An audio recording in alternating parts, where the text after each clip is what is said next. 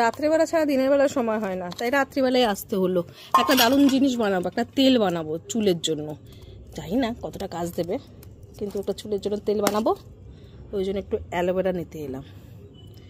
একটা রান্নাতেই হয়ে যাবে, তাও আর একটা রান্না নিয়ে যাই। অ্যালোভেরাগুলো সব শুকিয়ে যাচ্ছে, কেউ পাকা পাকা হয়ে যাচ্ছে, বেশ মোটা মোটা আছে। এই অ্যালোভেরাটা নিয়ে নিলাম।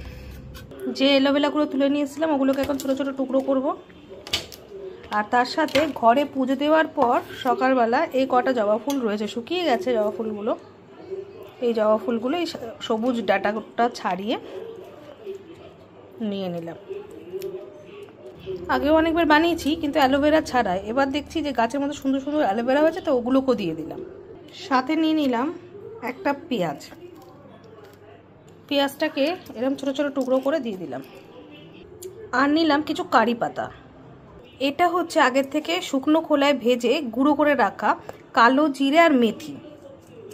এটা আমার মোটামুটি সবসময় করা থাকে, এটা আমি একটুখানি দইয়ের সাথে মিশিয়ে চুলে দিই, তো এটাকেও এটার সাথে দিয়ে দিলাম।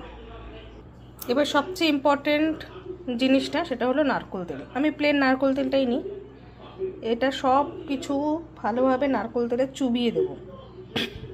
মোটামুটি সব কিছুকে ভালো করে মিলিয়ে নিতে হবে। এই যে এটা হচ্ছে পুরো নারকেল তেল, ঠিক আছে। সব জিনিসগুলোকে ভালো করে মিলিয়ে এবার বসাবো গ্যাসে।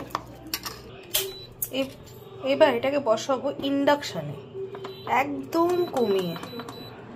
সবচেয়ে কম যে আঁচটা আছে সেই আঁচে এটা বসাবো। ভালো করে এটাকে ভালো করে মিলিয়ে নেব এবং এটা আস্তে আস্তে ফুটতে দেব। ভালো করে এটাকে ফুটতে দেব, একদম কম আঁচে, যাতে পুড়ে না যায়। যতক্ষণ না এটা ভালো করে ফুটে যাচ্ছে ততক্ষণ ধরে এটাকে ফোটাবো। আস্তে আস্তে দেখা যাবে জবা ফুলগুলো সাদা হয়ে গেছে, রংটা উঠে।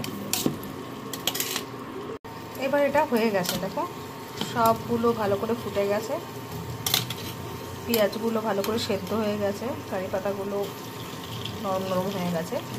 এবার এই পর্যায়ে আমরা গ্যাসটাকে বন্ধ করে দেবো, দিয়ে এটাকে ঠান্ডা করতে দেবো এবং এটাকে ছেঁকে নেবো।